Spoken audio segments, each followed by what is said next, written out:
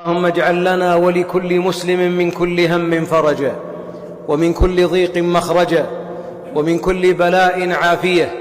اللهم ارزقنا من غير ما نحتسب. اللهم فرج هم المهمومين. اللهم اجعل لنا ولكل مسلم من كل هم فرجا، ومن كل ضيق مخرجا، ومن كل بلاء عافية. اللهم ارزقنا من غير ما نحتسب. اللهم فرج هم المهمومين. اللهم اجعل لنا ولكل مسلم من كل هم فرجا، ومن كل ضيق مخرجا، ومن كل بلاء عافية. اللهم ارزقنا من غير ما نحتسب. اللهم فرج هم المهمومين.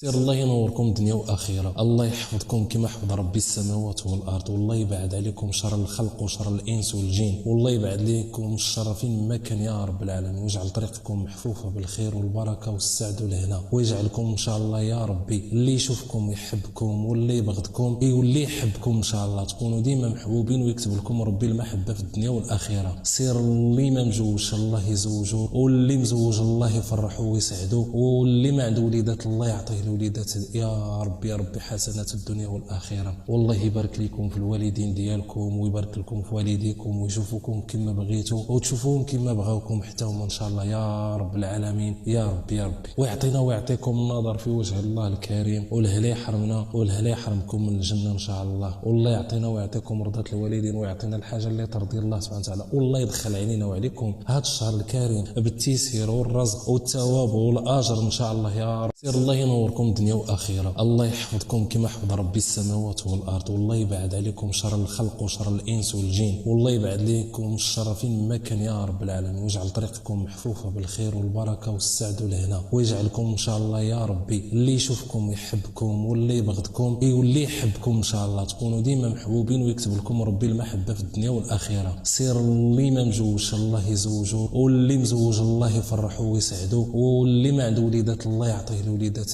يا ربي، يا ربي حسنات الدنيا والاخره. والله يبارك لكم في الوالدين ديالكم، ويبارك لكم في والديكم، ويشوفوكم كما بغيتوا وتشوفوهم كما بغاوكم حتى هما ان شاء الله يا رب العالمين، يا ربي يا ربي. ويعطينا ويعطيكم النظر في وجه الله الكريم، والهلا يحرمنا والهلا يحرمكم من الجنه ان شاء الله. والله يعطينا ويعطيكم رضا الوالدين، ويعطينا الحاجه اللي ترضي الله سبحانه وتعالى. والله يدخل علينا وعليكم هذا الشهر الكريم بالتيسير والرزق والثواب والاجر ان شاء الله يا رب.